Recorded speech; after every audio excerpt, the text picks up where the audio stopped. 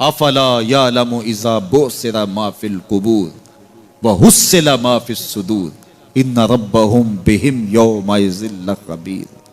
افلا یعلم اذا بعثر ما فی القبور، اے اکڑ کے چلنے والے، اے ناشکر انسان، اے دولت کے پجاری، وہ وقت یاد کر جب تو قبر سے اٹھایا جائے گا۔ اس وقت کفن بھی چھین لیا جائے گا۔ اب سب کو چھین لیا گیا، دولت، بینک بیلنس، تیری جائیدادیں، پلازے، گاڑیاں، گھر، کوٹھیاں، بنگلے، سب کچھ یہیں رہ گیا، صرف ایک چادر کفن کی لے کے جا رہا ہے۔ لیکن جب قبر سے اٹھایا جائے گا، یہ کفن کی چادر بھی رہ جائے گی، برہنہ اٹھایا جائے گا۔ اللہ اکبر، نہ پاؤں میں جوتے، نہ سر پہ پگڑی، نہ بدن پہ کپڑا، برہنہ اٹھایا جائے گا۔ سیدہ عائشہ رضی اللہ تعالیٰ عنہ نے سنا تو کانپنے لگی، عرض کی حضور قبر سے برہنہ اٹھائے جائیں گے تو ایک دوسرے سے حیا نہیں آئے گی؟ فرمایا عائشہ معاملہ اس سے بھی آگے ہے، کسی کو ہوش ہوگی تو حیا آئے گی، ہوش اڑے ہوئے ہوں گے، خوف قیامت طاری ہوگا، قبروں سے یوں لوگ اٹھائے جائیں گے۔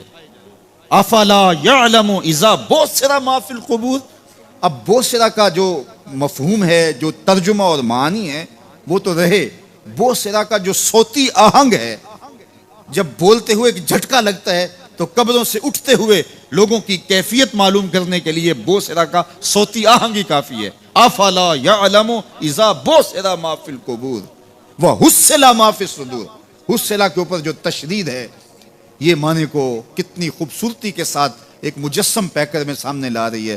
اللہ فرماتا پھر وہ وقت آئے گا جو سینے میں ہوگا وہ تشت ازبام ہو جائے گا۔ آج آپ مجھے نیک سمجھتے ہیں، میں آپ کو اچھا سمجھتا ہوں، لیکن میرے سینے کے اندر کیا چل رہا ہے یہ آپ کو نہیں پتا۔ یہ میں تقریر چہک چہک کے کر رہا ہوں، اس کے پیچھے کیا ہے؟ میں آپ کے دل اپنی جانب موڑنا چاہتا ہوں، آپ کی جیبیں خالی کرنا چاہتا ہوں، یا میں آپ کے سامنے پاک اور ستھرا اور بڑا جو ہے وہ نیکوکار بننا چاہتا ہوں، یا میرا مقصد رضائے الہی ہے؟ یہ مجھے پتہ ہے، آپ کو نہیں پتہ۔ آپ کہاں ہیں، کہاں کھڑے ہیں، میں آپ کو اچھا سمجھتا ہوں، لیکن آپ کو پتہ ہے کہ ہم کہاں کھڑے ہیں۔ لیکن قیامت کے دن یہ ساری چیزیں سامنے آ جائیں گی۔ وَحُصِّلَ مَا فِي الصُّدُورِ، اور سورہ الطارق میں فرمایا یوم تبلی السرائر فما لہ من قوت ولا ناصر، اس دن سارے راز کھول دیے جائیں گے اور کوئی طاقت نہیں ہوگی جو ان رازوں کو کھلنے سے روک سکے گا۔ آج طاقتور کی بات نہیں کھلتی اور کمزور کی بات اچھال دی جاتی ہے، لیکن وہ وقت آنے والا ہے یوم تبلی السرائر فما لہ من قوت ولا ناصر، نہ زور کے بل پہ، نہ زر کے بل پہ، نہ کسی اور بل پہ کسی کام کو روکا جا سکے گا، ہر شے تشت ازبام ہو جائے گی۔ وہ کتنا سخت دن ہوگا۔ اے داور حشر میرا نامہ اعمال نہ پوچھ، اس میں کئی پردہ نشینوں کے بھی نام آتے ہیں، تو وہ کتنا سخت دن ہوگا۔ وَحُصِّلَ مَا فِي الصُّدُورِ إِنَّ رَبَّهُمْ بِهِمْ يَوْمَئِذٍ لَخَبِيرٌ، بے شک ان کا رب اس دن ان سے خوب باخبر ہوگا۔ وہ آج بھی باخبر ہے، لیکن آج کئیوں کو یقین نہیں کہ وہ باخبر ہے، لیکن اس دن سب کو یقین ہو جائے گا کہ میرا رب اس سے باخبر ہے۔ جب پرانی تصویریں چلنا شروع ہو جائیں گی، جب ساری ویڈیو سامنے آ جائے گی، زندگی میں جو کیا، تنہائی میں، اعلانیہ، خفیہ، جہاں جہاں جو کیا، داد عیش دی، سب کچھ تشت ازبام ہوگا۔ سب کچھ جو ہے وہ سکرین پہ چل رہا ہوگا، کوئی چیز بھی تشت ازبام ہونے سے نہیں رہ جائے گی۔ تو پھر بندہ کہے گا اوہو، یہ تو سب میرے مالک کو پتا تھا، لوگوں کی نظروں سے چھپ سکا، رب کی نگاہوں سے تو نہیں چھپ سکا۔ اس کی نگاہوں سے کون چھپ سکتا ہے؟ یہ یقین آج اپنی روحوں میں اتار لو، اچھی طرح سے جذب کر لو۔ گناہوں سے بچنے کا اکثیر نسخہ ہے یہ یقین کہ میرا رب مجھے دیکھا ہے۔ یہ یقین جب روح میں جم جائے، خیالوں میں اتر جائے، اعتقاد کا پختہ حصہ بن جائے، پھر بند کوٹھڑی میں بھی جرم نہیں ہو سکتا کہ میرا مالک تو مجھے دیکھ رہا ہے۔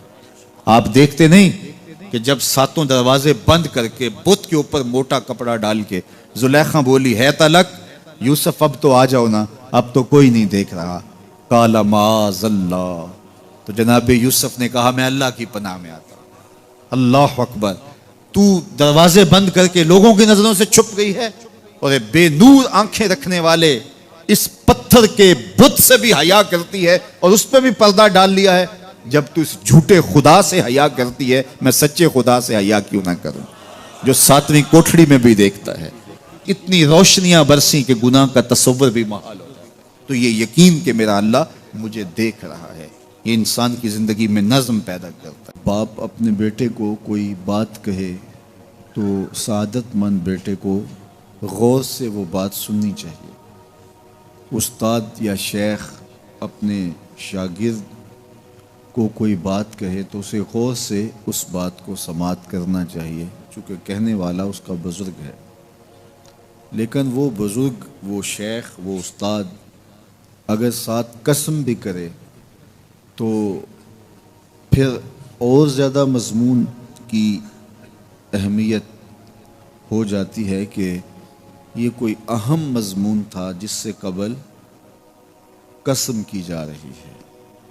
اب یہاں جو ارشاد فرمایا جانے لگا ہے اس سے قبل میرے رب نے رب ہو کے قسم کی ہے۔ میرا مالک تو یوں بھی کہہ دیتا تو کافی تھا، لیکن مضمون اتنا اہم ہے کہ اس کو بیان کرنے سے قبل میرے رب نے قسم کی، اور پھر قسم بھی ایک نہیں کی، 5 قسمیں کی۔ والعادیات ضبحا، قسم ہے ان گھوڑوں کی جب وہ تیز دوڑیں تو ان کے سینوں سے آواز نکلتی ہے۔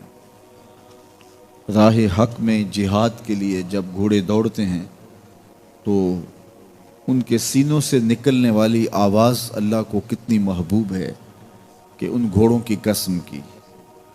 فالموریات قدحا، اور وہی گھوڑے جب برق رفتاری سے دوڑتے ہیں اور پتھریلی زمین میں جب ان کا گزر ہوتا ہے تو ان کے پاؤں سے لگی ہوئی کھریوں کے ٹکرانے سے پتھروں سے جو شرارے نکلتے ہیں، اللہ فرماتا ہے کہ میں ان گھوڑوں کی قسمیں کرتا ہوں کہ جن کے پاؤں سے لگی ہوئی کھریوں کے ٹکرانے سے پتھروں سے شرارے نکلیں۔